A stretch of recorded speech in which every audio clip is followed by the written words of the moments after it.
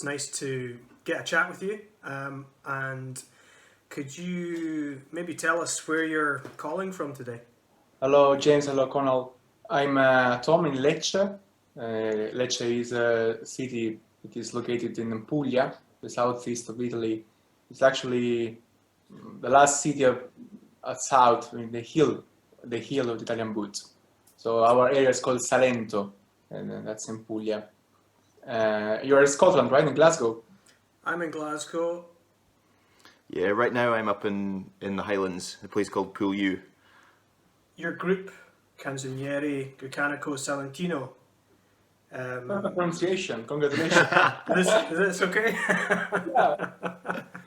I've been practicing. I'm impressed. Could you tell us a little bit about your instrumentation and maybe a little bit about the music? Canzoniere Grecanico Salentino is a band that specializes in folk music from our region, traditional music. The most famous style is called pizzica, and pizzica is a style of music and dance.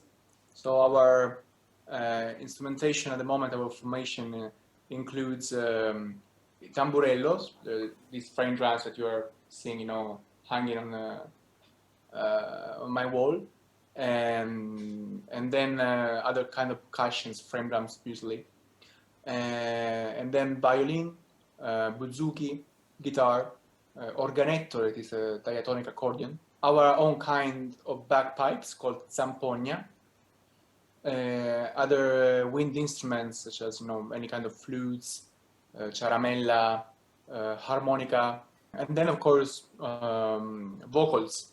Those are the main instruments, and then we use to add some low parts. So in some songs we use either an electric bass or a Moog bass that I play with my feet when we are performing live with a MIDI controller, like an organ, pedal organ controller. There is also the dance, and our dancer is always with us on stage. I mean, not during all the show, but she's always part of the shows. It seems like we've got a very similar instrumental setup. We have pipes and we have guitar, bouzouki, fiddle and flute and whistles, and we have dance as well.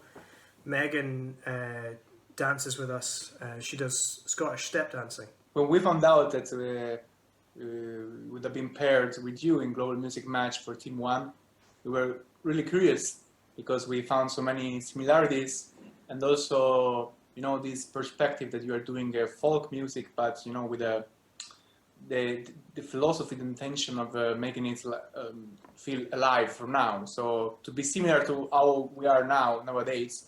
So we are going, of course, toward different directions musically, but the same path philosophically.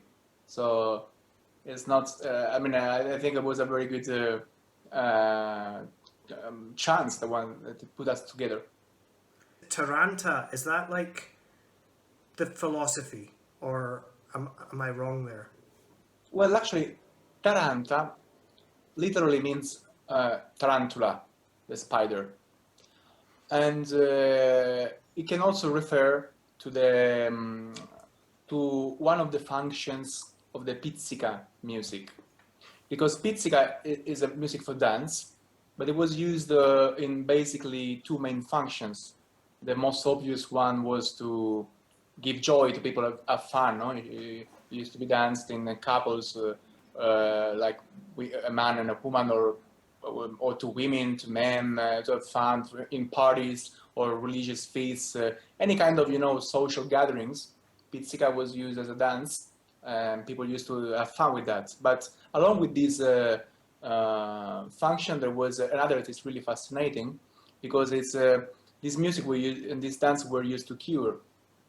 There was this phenomenon called tarantism that started from the belief that when you got bitten by this legendary spider called Taranta, then you could fall down in a state of deep disease, illness, and the only way you had to actually be good again was by going through a ritual made of pizzica music the dance, but only other elements, such as water, colors, smells, in some cases even intermission of a saint, Saint Paul, like a ritual of possession, and then exorcise the demon, the spider demon, and the poison possessing you, and then feel good again. So it was a complex ritual, and this is the legend of the Taranta spider. And basically, this dance, this music could help you feel better because it was symbolic. The spider was the symbol of a deep suffering that could come into you through the bite from the outside. It could be, any kind of suffering, social or sexual, or most of the victims of the Taranta spider were women, so their poor conditions, differences with the men. And this with Tarantism was a way to express your own suffering in a socially accepted way, even in the villages of the past. So this ritual could last until the second half of the 20th century in a Western Catholic country such as Italy, and that's also because Salento is a crossroads. Also historically, we are in the middle of the Mediterranean Sea, opposite Greece and Albania. Our music and our culture has got so many influences, but at the same time, we're like kind of an island as well, because we are the finis terre, the end of the land, and you need to be willing to go there. You don't happen to step by. And so this isolation helped us to keep these kinds of very ancient rituals for so long, and the church couldn't eradicate those, and there was a sort of a syncretism. I don't know if the word in English makes sense, because in Italiano it's syncretism. And so even Saint Paul got to become a sort of figure that was part of the Tarantism ritual. And so we have this dual side of Pizzica: music to have fun with, music to cure. The West Highlands and Islands of Scotland are kind of similarly on the edge geographically of the country, and the music here has kind of escaped eradication as well from outside sources through one way or another as well. So that's kind of another similar thing that it seems like the music has in common. The Pibroch would be like, I think they generally call it like the classical music of the Highland pipes, and it kind of serves all sorts of purposes, from like marches to gatherings of people or laments. It's kind of a lot of it's like it's functional music as well, and it served a lot of purposes in the society. Yeah, of course. When we go on stage, both us and you, I'm sure, the function changes, because we're going on stage, we are moving toward a sort of aesthetical function, and something that has to do with giving a good show and giving some good time to people attending shows. But we try never to forget at least the original meanings and natures of the songs we decide to repropose, basically represent, because we write our own new songs, and along with those we put in the same narrative, in the same storytelling, those folk songs that we believe can play an important role even today, because there are some feelings, some emotions that are kind of timeless or universal. And so we try not to betray those original functions with arrangements that maybe would take those ones too far. But still, we think we can tell our present days even using music from the past. I know this can be just words, but it's a sort of path that we've been following for 45 years now, even more, and we've been going under so many changes, even of people in the band, because the founders, among the founders were my parents and the father of Emanuele, another of the current members of the band. So we are already at our second generation, and I am Silvia the dancer is my wife, and we have a son, and Giancarlo, the drummer and singer, he has two daughters, so we don't know, maybe we will have a third generation. Yeah. Amazing. So 75 was when it started. Yeah, I joined the band when I was 14 years old in 1998. Yeah. And I was, of course, being directed by my father, and my mother was in the band as well. Mm-hmm. And then in 2007, my father decided it was the right time to basically pass on the leadership of the band to me.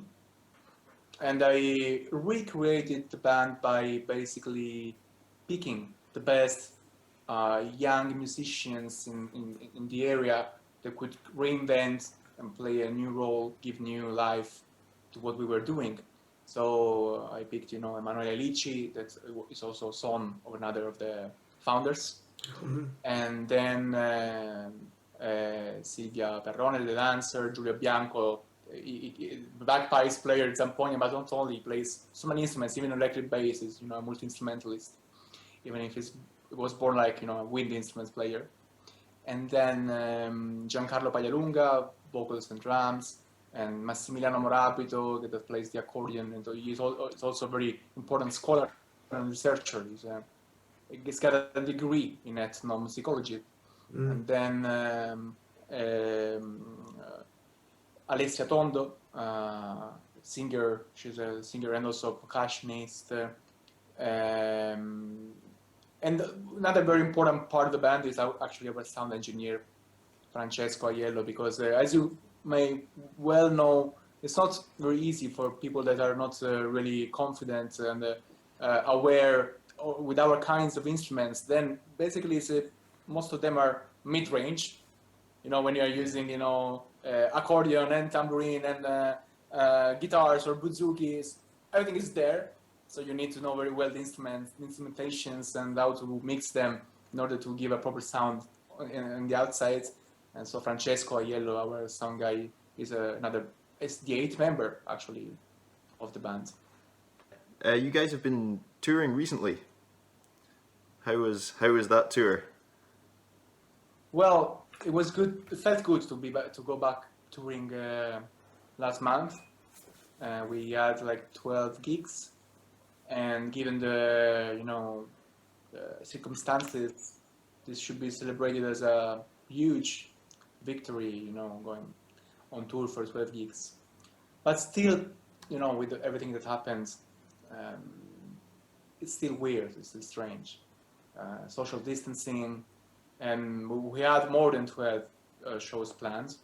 We had like 16, 17, and some of those got cancelled along the way because of the worsening, of some conditions in some areas or some mayors that wouldn't feel, safe to grant the safety for everyone. It's weird. We are really thankful that we got a chance to go back touring, because that feeling, the connection with the people, being back together also, all of us, meant a lot. And now that we're starting to work on our new album, basically finish the writing that we started before the pandemic, and then try to go to the studio and record the new album toward November, December. I think that going on tour can make a big difference, because we rediscovered some good old habits. Yeah. We can start from that. How did the audiences work at your shows? Does everyone have to sit like two chairs apart, or? Yeah, unless they were like families, Mm-hmm. or couples, or they had to be distanced. They would wear face masks until the moment they get seated. Yeah. And we played only outdoor shows. Okay. That was also better, because of course there is this circulation of air and stuff. And it felt weird because they couldn't dance. Yeah. And in our shows, of course, dance is a big part of that. And we felt that we should have put in the set list less dance pieces. But then people asked for those. Even if they couldn't dance, they wanted to hear that kind of vibe. I think they wanted to feel the energy. Mm-hmm. And so we went back to including more dance pieces in the set list. Obviously, like, outdoor concerts aren't ideal here, just because of the weather. But we'll see. We'll see what happens. I personally am missing like the live experience as a performer, but also a listener. So hopefully, before long, we can get going again. I just wanted to talk a little bit about your album. Is it 40? Yeah, 40, yeah. 40, That means 40. You were saying about like going on tour and like creating a connection and like getting really like warmed up as a band. That album you all recorded live. Yeah, completely. The producer was Ian Brennan. He's a Grammy-winning producer. He produced an example, the album that won a Grammy with Tinari when the band from Cool. Mali. Nice. And his philosophy was basically to try get the most spontaneous and true experience by a band performing at the same time all together, even during our rehearsals when we meet, when we play, normally, and not necessarily with the idea of releasing a record. So we went to an old building, a sort of masseria, we call those in Puglia. Like they are like historical buildings where people used to have farms and they plant any kind of things. They had animals, and now they are basically renovating those kind of buildings to host any kind of events. And we went to one, and we spent a week there, eating together and having fun and playing music. And so it was a 100%, live recording, including vocals. After that album, we released another one called Canzoniere. That was basically the opposite. It was produced in New York City.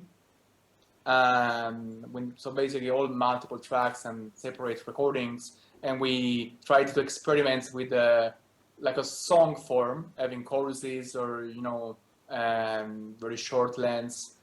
Because maybe we felt the need to do the opposite, to do something different. And now for the new one, maybe we'll do a mix, some and some. We don't know. I think it's important never to feel too comfortable if you're doing an album. So to try explore something different and follow the natural inclinations of the band. Yeah, I think it's really fun to explore and experiment and grow as a band. It is. Then of course there is always the risk that you're taking, but without that risk, maybe it's less worthwhile. Hopefully, we can have a collaboration at some point. Yes, I hope so. With the two bands. I told you yesterday, James, that we played Celtic Connections a few years ago, 5 years ago now. That's right, yeah.